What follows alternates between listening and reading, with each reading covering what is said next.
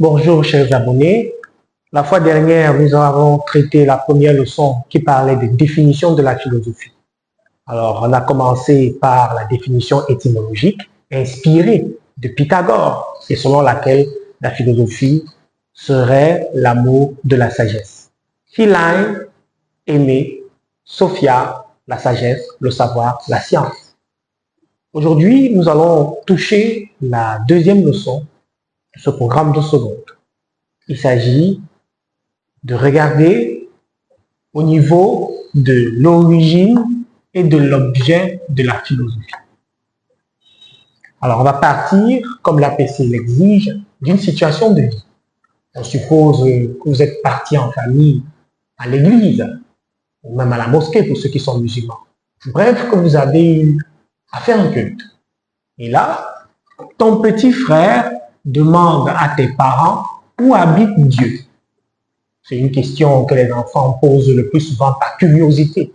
Et on comprend déjà que la curiosité est le tout premier fondement de la pensée philosophique. Et comment il est? Il mit pour Dieu. Mais il mit pour les parents lui répondent. À ton petit frère, connais-toi toi-même. À partir de cette situation, en une phrase, on peut se poser des questions. Consigne. Lis cette situation et travaille selon tes recherches.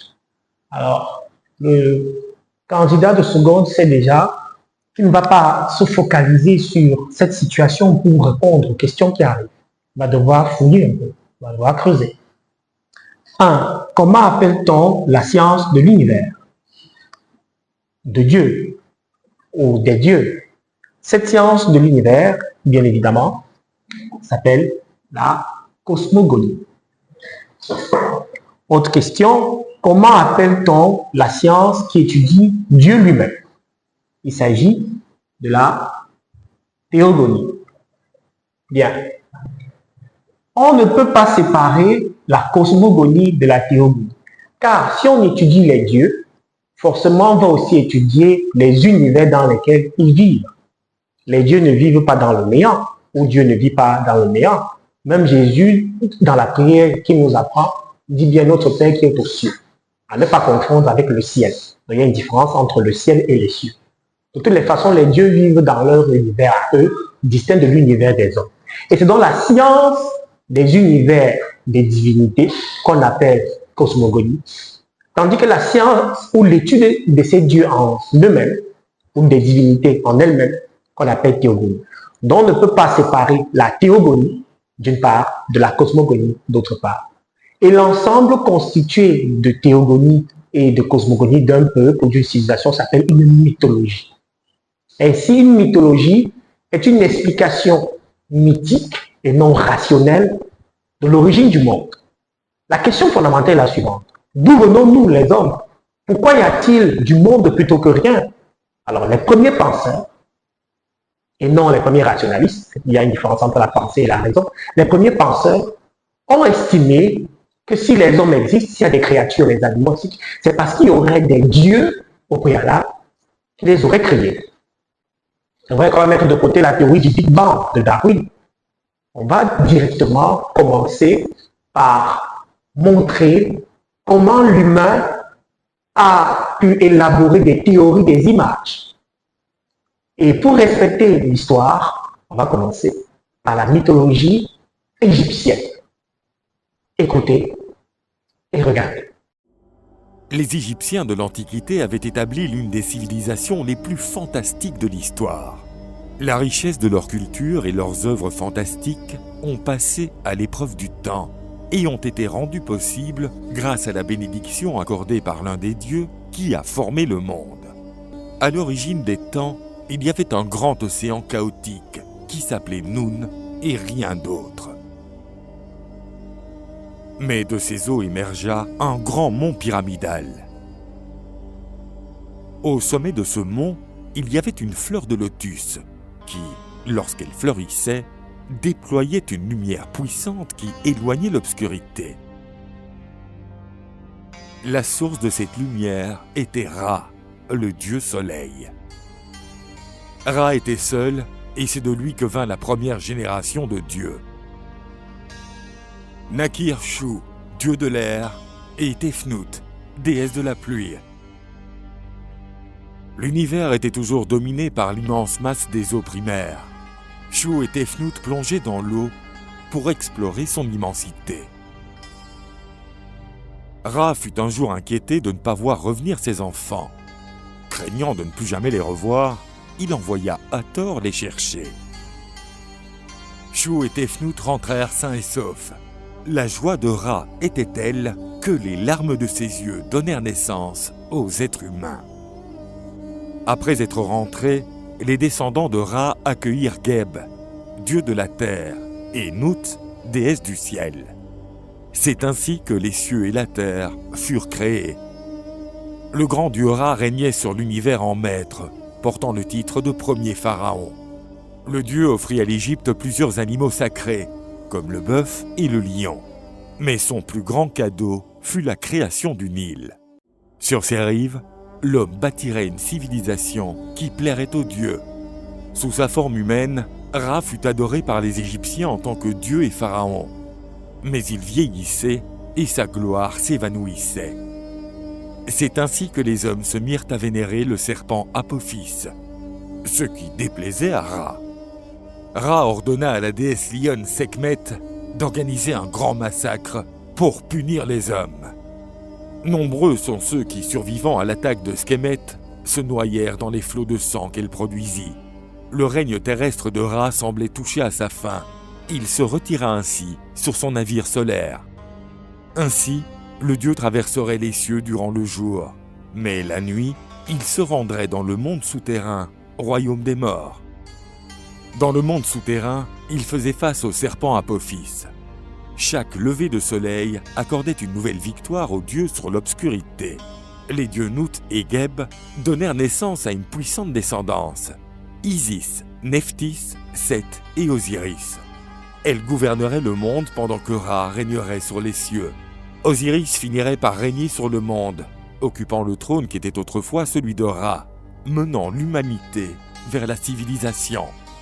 Mais le trône du nouveau dieu n'était pas en sécurité, car son frère Seth voulait s'accaparer son pouvoir. Ce fut le début de l'épopée des dieux de l'Égypte.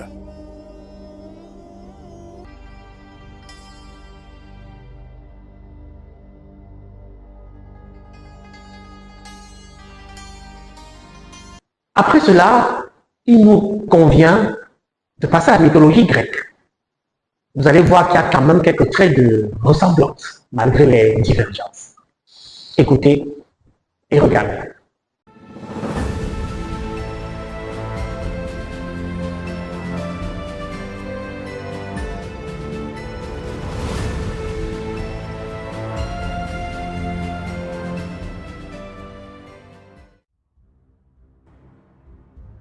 Au tout début, le chaos régnait en maître dans l'univers. C'était un néant vaste, sombre et incommensurable, un endroit, ou plutôt un état, obscur et un désordre ténébreux.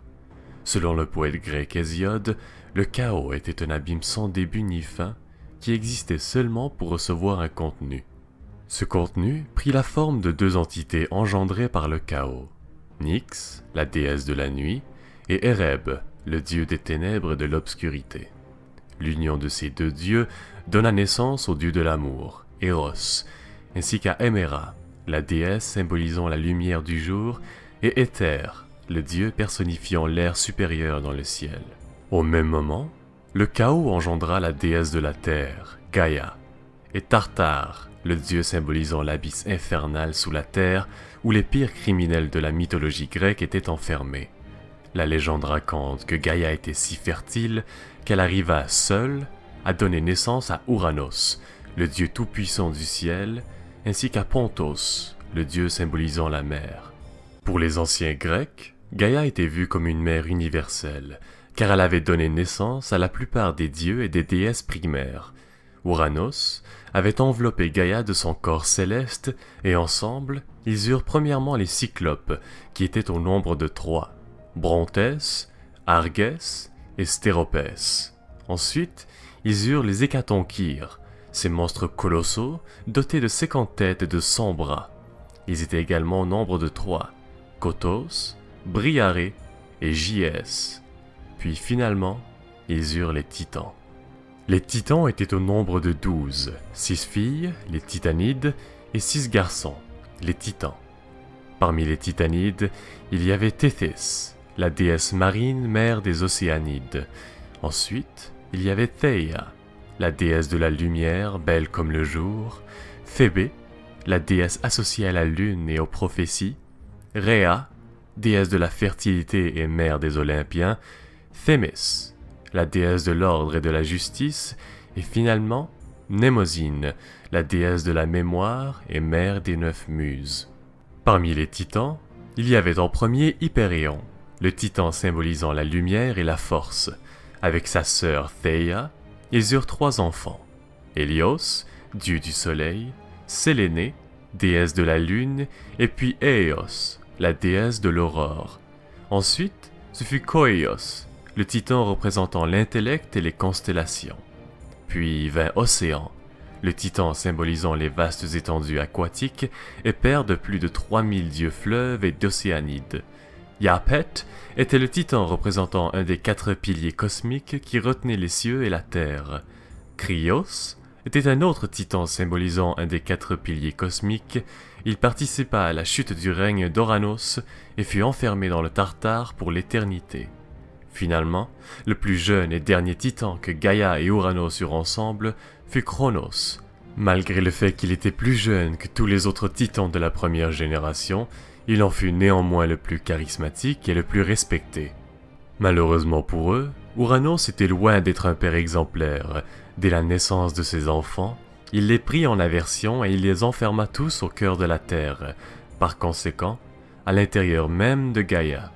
Celle-ci fut chagrinée à de voir l'état dans lequel étaient ses enfants et ne put contenir sa rage. Elle élabora alors un plan pour se venger d'Ouranos. Elle créa l'acier et le façonna pour en faire une langue faux indestructible. Une fois l'arme créée, elle pria ses enfants de la débarrasser du cruel Ouranos. C'était Cronos, le plus ambitieux et courageux de tous les titans, qui exécuta le plan avec l'aide de ses frères Hypérion, Yapet, Koios et Krios. Une fois la nuit tombée, Ouranos était rempli de désir et s'apprêtait à s'allonger sur Gaïa.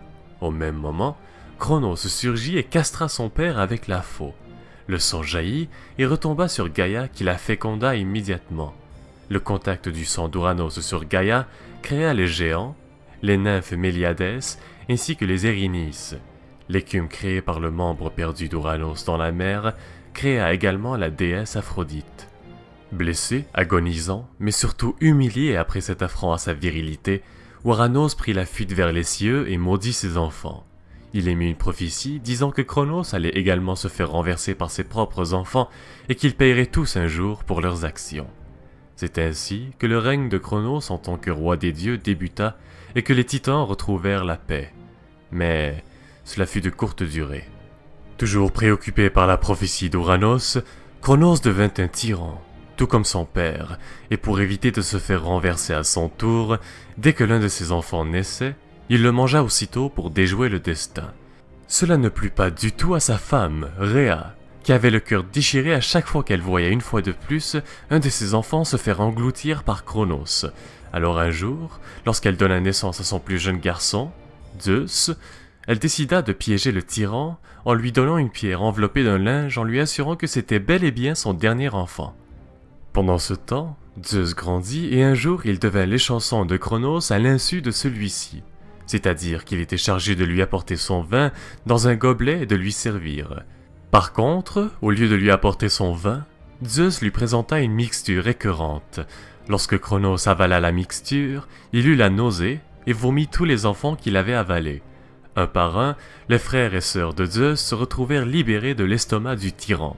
Déméter, Hadès, Poséidon, Hestia et Héra étaient tous sains et saufs. Avec ses frères et sœurs finalement libres, Zeus engagea la guerre contre Cronos et les autres titans qui le supportaient. On appela cet événement la Titanomachie, la guerre entre les Olympiens et les titans. Cette guerre dura plus de 10 ans, et après ces 10 années, Gaïa prédit à Zeus que la victoire lui appartiendrait seulement s'il libérerait les prisonniers du Tartare. Sans perdre de temps, Zeus se rendit au Tartare, tua au passage Campé, la gardienne de la prison, et libéra les Hécatonchires et les Cyclopes qui se joignirent du côté des Olympiens. Pour les aider, les Cyclopes, qui étaient très habiles de leurs mains, forgèrent pour Zeus la foudre et le tonnerre, une arme redoutable et emblématique du chef des Olympiens. Pour Hadès, ils forgèrent un casque doté du pouvoir d'invisibilité.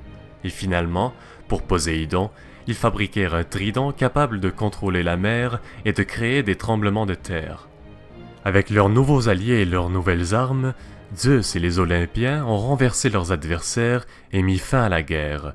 Cronos et les titans qui le supportaient étaient envoyés dans le Tartare, emprisonnés à tout jamais. Peu après leur victoire, les trois frères, Zeus, Hadès et Poséidon, ont tiré à la courte paille pour connaître le domaine sur lequel ils auraient contrôle. Zeus tira la plus grande et se vit donner le contrôle sur les cieux. Poséidon fut deuxième et devint le roi des océans. Et finalement, Hadès, qui avait tiré la plus courte paille, devint le roi de l'enfer. C'est ainsi qu'une nouvelle ère commence et que Zeus devint le roi des dieux et des hommes sur terre. Bien, vous avez suivi la mythologie égyptienne, d'une part, et grecque d'autre part, et vous-même vous avez compris qu'elles sont liées par le même scénario. Chez les Égyptiens, il y a Ra, qui représente le soleil, et il y a Nubis, il y a Osiris. Bref, dans les deux cas, il y a un dieu principal, central, originaire, qui est différent des autres dieux qui lui sont issus. Et parfois avec qui il est même en conflit. Bien, on revient donc dans notre consigne et on se pose la question, quel est l'auteur de référence de tes parents? C'est clair que l'auteur de référence, c'est un certain Socrate. On va comprendre pourquoi. La justification en APC qui remplace l'objectif pédagogique est simple. L'élève doit dégager l'origine et l'objet de la philosophie. En réalité, l'élève doit dégager l'objet de la philosophie à partir de son origine. Et on va dire dans le je retiens que l'origine de la philosophie est égyptienne. La plus forte civilisation des premiers temps de l'humanité est égyptienne. D'ailleurs, la Grèce et Rome s'inclinent devant l'Égypte dans les temps anciens où les pharaons étaient encore puissants. C'est avec Cléopâtre qu'il y a eu un déclin. Bien. D'origine égyptienne, la philosophie cherche, avec les présocratiques, à comprendre les dieux et les univers. Mais qui sont les présocratiques? Il ne s'agit pas d'un groupe de penseurs qui s'entendent, qui ont formé une école ensemble, non. Au contraire, dans l'univers des présocratiques, il y a plusieurs écoles différentes. On parle généralement de Thalès le Milet, pour commencer à classer les présocratiques. Et c'est même l'école ionienne, parce que chez Thalès, l'origine des choses, c'est l'eau. Il n'est pas le seul dans cette école. On peut citer Anaximandre et Anaximène.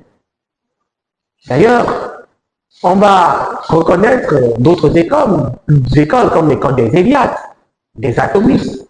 Bref, on cite 10 présocratiques, et non 7, comme on a l'habitude de le dire aux élèves, qui a les 7 sages. Ils sont au nombre de 10 en fait. Il y a Thalès le Mélète, Anaxagore, Anaximandre, Anaximène, il y a Démocrite, il y a Pythagore, le fondateur de la première secte philosophique, il y a Parménide, Démocrite, Xénophon et enfin Héraclite d'Éphèse. Notre histoire commence en pays ionien au VIe siècle avant Jésus-Christ. D'abord à Milet, puis en Sicile, après que Milet fut soumise par les Perses en 494 avant notre ère. Enfin, à la suite des guerres médiques, c'est Athènes qui deviendra le centre névralgique intellectuel de la Grèce. Les premiers philosophes sont donc des émigrés ioniens venant entre autres de Milet, et c'est eux qui propagèrent la philosophie en Grande Grèce. Les philosophes milésiens sont des interrogateurs de la nature. Ils partent de l'idée qu'en toute chose existe un principe originaire, un principe premier, fondateur et homogène, que l'on appelle arché en grec ancien, et qui se situe au fond de la diversité des choses. C'est le principe de la formation de toutes les choses, un petit peu comme nos atomes. Thalès de Milet, dont l'existence se situe entre 640 et 546 avant notre ère, serait donc le premier philosophe de notre histoire. Ce dernier n'a laissé aucun écrit. Il fut suivi d'Anaximandre et d'Anaximène. Tous trois se posaient la question suivante. De quelle matière les choses sont-elles faites? Pour Thalès, c'était l'eau. Pour lui, tout est constitué d'eau et est animé par l'eau. Parce que l'arché, c'est-à-dire le principe premier, fondateur et formateur, est animé par lui-même. Thalès fut mathématicien, nous connaissons tous le théorème de Thalès, ainsi qu'astronome. Il avait en effet prévu l'éclipse de 585 par exemple. Passons à Anaximandre. Existant de 611 à 546, pour lui, l'arché, c'est l'infini, ou apeiron en grec. Et enfin, pour Anaximène, existant de 585 à 525, l'arché est l'air. Malgré tout, il faut cependant rester sceptique quant à voir l'arché comme étant le premier problème que se posaient les Ioniens. Car, en réalité, c'est bien Aristote dans sa physique qui officialisera la question de la nature de la matière. Les véritables problèmes que posèrent Thalès, Anaximandre et Anaximène furent essentiellement d'ordre technique et scientifique. Anaximandre, par exemple, passe pour être l'inventeur du gnomon, un appareil permettant de mesurer la hauteur du Soleil et de connaître les solstices et les équinoxes. Il aurait également dessiné la première carte géographique et découvert l'obliquité du zodiaque. Mais ce sont avant tout les déterminations des phénomènes astronomiques et météorologiques qui agitèrent les pensées des premiers philosophes. L'on peut ainsi dire qu'ils furent mieux scientifiques que philosophes, en tout cas au sens où nous l'entendons aujourd'hui. En effet, le ciel grec est un ciel méditerranéen, entouré par la mer, l'on y voit l'horizon et le ciel y est dégagé. Aussi est-il naturel que l'étude de ce dernier fût le premier objet de leurs investigations. Ils s'interrogèrent sur le fonctionnement des éclipses, des éclairs, des vents, de la pluie, etc., sans y voir derrière l'action d'une quelconque divinité. Ils s'intéressèrent également à la forme de la Terre ainsi qu'aux origines de la vie terrestre. D'après les historiens de la philosophie, les Milésiens auraient acquis des connaissances provenant directement des civilisations mésopotamiennes et égyptiennes, déjà très en avance sur ces questions-là. En effet, les Babyloniens, par exemple, observaient le ciel bien avant les Grecs. Mais ce qui caractérise proprement la naissance de la philosophie, c'est surtout son émancipation des mythes fondateurs. En effet, les premiers philosophes occidentaux n'admettaient aucun arrière-plan mystérieux. Ils avaient un grand désir de comprendre les phénomènes dans ce qu'ils étaient vraiment. La philosophie devient alors une sorte de science que l'on pourrait légèrement rapidement opposer aux mythes. C'est donc la naissance de la rationalité qui caractérise les balbutiements de la pensée occidentale. Plus aucune image fantastique des mythes ne doit expliquer les choses.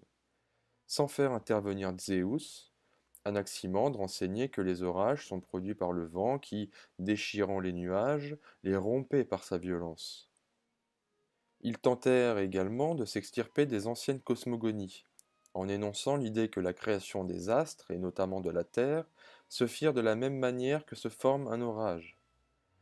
Comme nous l'avons énoncé précédemment, Thalès voyait dans l'eau la source de toute chose, mais Anaximandre, lui, voyait l'infini, comme nous disions l'apeiron.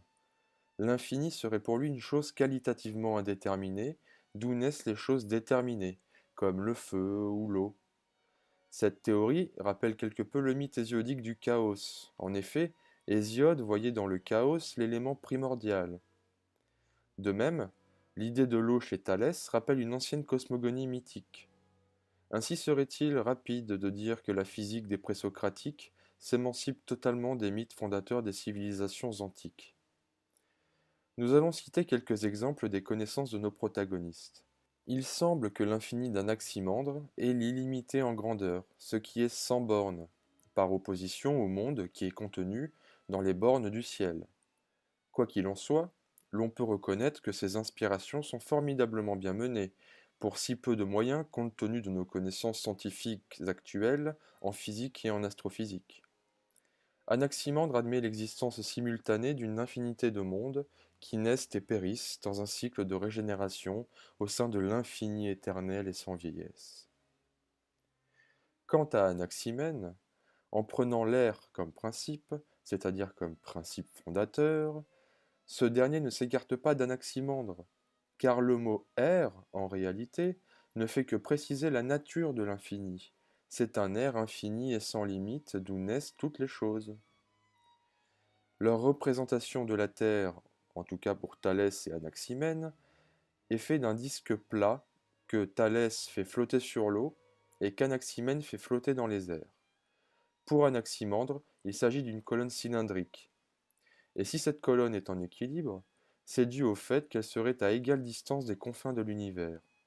Pour lui, le soleil fait le tour de l'horizon, et la nuit n'intervient que parce qu'il se cache derrière de hautes montagnes. Cependant, à cette sagesse ionienne s'opposent des efforts pour donner un regain de faveur aux anciennes cosmogonies mythiques. Onomacrite d'Athènes fit une compilation de récits fantastiques, dans une sorte de syncrétisme décadent fait d'oracles. Il ne s'agit plus d'introduire un ordre, mais de frapper l'imaginaire populaire. Cette période perdurera au moins jusqu'à Platon. On y voit le ciel et la terre s'unir pour engendrer Océan et Thétis, d'où naît le couple Chronos et Rhea, ce qui produit Zeus, etc. Les théologiens prennent la nuit ou le chaos pour le principe fondamental de toute chose. Ces pastiches de cosmogonie prendront réellement fin un petit peu après Aristote. C'est Eudème, le disciple d'Aristote, qui nous montre la grossièreté d'imagination des théologiens de son époque dans ses théogonies. Il y explique également le parcours des âmes après leur mort, qui ne sont pas sans rappeler le livre des morts égyptien. Ainsi, l'on peut considérer que l'influence de la civilisation égyptienne fut encore assez présente dans l'imagination des penseurs grecs de l'Antiquité. Après la destruction de Milet en 494, avec l'école milésienne disparaît momentanément la physique ionienne.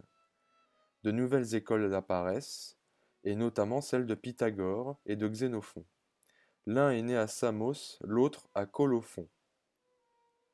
Ce sont eux qui, dans les colonies grecques d'Italie, notamment en Sicile, importent un mouvement d'idées lié au nombre et à l'éléatisme, qui domineront tout le développement ultérieur des idées. Rappelons que l'éléatisme est l'une des nombreuses écoles de cette époque, l'école d'Élée, et accueille, entre autres, et pas des moindres, Parménide et Zénon, Zénon d'Élée. Le pythagorisme n'est pas seulement un mouvement intellectuel, c'est aussi un mouvement religieux, moral et politique. L'histoire du pythagorisme est composée de deux périodes très distinctes, dont la première a duré depuis la fondation de l'école à Crotone, en Italie du Sud, jusqu'à la mort de Platon, en 350, et la seconde, le néo-pythagorisme, a débuté au 1er siècle de notre ère. Pythagore fonde donc une organisation religieuse à la manière de l'association orphique. Elle est une association ascétique et ésotérique, ayant pour but d'initier à des secrets, comme par exemple la doctrine de la transmigration des âmes, c'est-à-dire de la réincarnation, somme toute. Ils avaient interdiction de manger de la viande, parfois en l'unité de tous les vivants. Toujours dans l'idée de la transmigration. En effet, pourquoi manger un être qui aurait été réincarné? C'était une secte, au même titre que les sectes orphiques, avec leur lot de rituels et de mythes fantastiques. À ceci près qu'il enseignait la physique milésienne et avait le culte des nombres. Selon lui, les nombres créent l'ordre du monde. Ils ordonnent la matière, les choses deviennent des copies des nombres, et leur essence formelle serait leur configuration mathématique. Les pythagoriciens soutenaient que l'air, c'est-à-dire l'illimité, appelé aussi obscurité, nuit ou vapeur, produit les choses de la multiplicité, la pluralité des mondes, et ceux-là sont rangés en ordre géométrique. Pythagore passe pour avoir cité cette célèbre doctrine, je cite, « Toutes les choses sont des nombres », fin de citation, dont l'un, le chiffre 1 ou l'un avec un U majuscule, se tient au-dessus de toutes les choses, car il est l'origine. Il admet une certaine relation entre les nombres et les formes géométriques. Chaque nombre serait pour lui un groupe contenant autant de points qu'il a d'unités, et ces points étant rangés selon un ordre géométrique, d'où l'idée de nombre triangulaire, un peu comme sur les dominos. Le 3, par exemple, serait fait de 3 points disposés en triangle. Mais à cette rationalité s'oppose un symbolisme tout à fait primitif, car il attribuait en effet un symbole à chaque nombre. Le 7, par exemple, serait l'occasion, le 4 serait la justice, le 3 serait le mariage, etc., etc.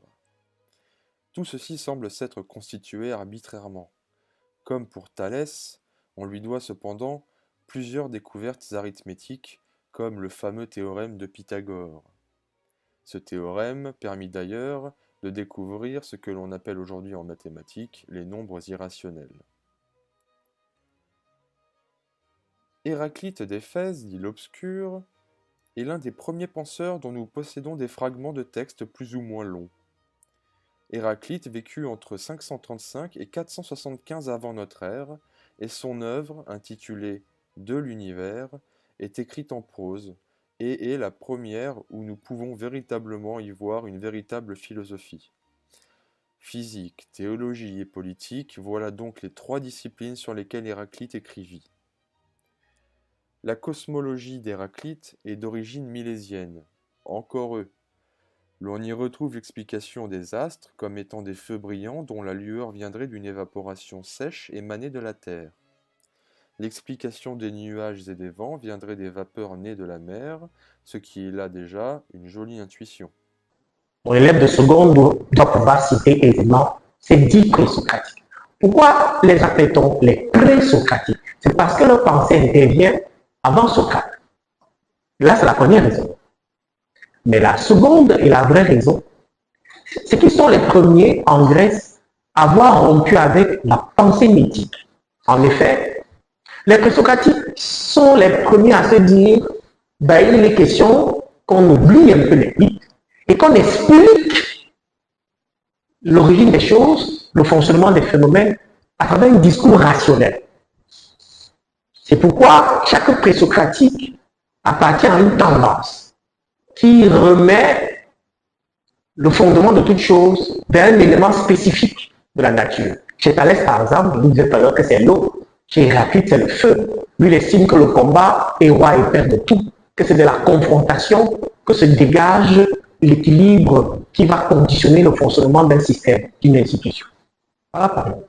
Alors, ce qui se passe, c'est que Socrate vient faire de l'homme l'objet de la philosophie avec son « connais-toi toi-même et tu connaîtras les dieux et les univers ». Car Socrate estime que la méthode des présocratiques est difficile. Au lieu de chercher à comprendre les dieux et les univers pour revenir à l'homme, il vaudrait mieux, selon Socrate, de commencer par étudier l'homme pour comprendre ceux qui l'ont créé et comment ils vivent dans les univers. Là, on se pose la question, Socrate a-t-il raison? Est-ce que la méthode de Socrate est fiable? J'explique. Pour comprendre une mer, Socrate estime qu'il vaut mieux prendre un gobelet d'eau, puiser une portion de cette mer et l'étudier. À travers l'étude de ce verre, de ce contenu, on pourra déterminer ce qui est dans la mer. Mais la méthode de Socrate me semble limitée. On peut avoir puisé dans la mer certains éléments seulement, en oubliant d'autres qui étaient de l'autre côté. Ce que l'homme peut faire, Dieu peut faire. Mais tout ce que Dieu peut faire, l'homme ne peut pas faire. Donc j'estime que la méthode de Socrate, à mon humble avis, a des limites. Qu'en pensez-vous, chers candidats? J'attends vos réponses en commentaire. Mais avant qu'on ne finisse la leçon, essayons de comprendre que Socrate a bien fait de descendre la philosophie sur eux, en changeant de méthode. D'ailleurs, il n'est pas le seul à avoir pensé ainsi. D'autres philosophes de renom l'ont suivi dans sa logique. C'est le cas, par exemple, de Diogène. Je retiens, c'est d'ailleurs, Diogène le cynique marche en plein jour avec une lampe allumée, disant qu'il cherche l'homme. On se demande bien si tous ceux qui étaient avec lui dans la rue n'étaient pas des hommes. Peut-être qu'il voulait dire que c'était des individus égoïstes et non des hommes altruistes. Ce qui est sûr, cela explique les 4 questions d'Emmanuel Kant que je vous présente en image. Qui suis-je? Que puis-je savoir? C'est la première question. Que dois-je faire? La deuxième. Que m'est-il permis d'espérer? Et qui suis-je? Je reviens. Et on se rend compte qu'au final, qu'au vu de toutes ces questions, la philosophie se ramène à une forme d'anthropologie, c'est-à-dire étude de l'homme. Alors on comprend que qu'est-ce que l'homme est la question centrale des études philosophiques. Mais ma question demeure à vous, chers candidats du second. Est-ce que Socrate a eu raison de modifier la méthode de ses prédécesseurs? Est-ce que Socrate a raison de penser qu'il faudrait étudier l'homme afin de comprendre les dieux et les univers? La méthode socratique est-elle fiable? Ce qui nous permet d'annoncer la troisième leçon de Socrate, la méthode philosophique. Plein de cœur.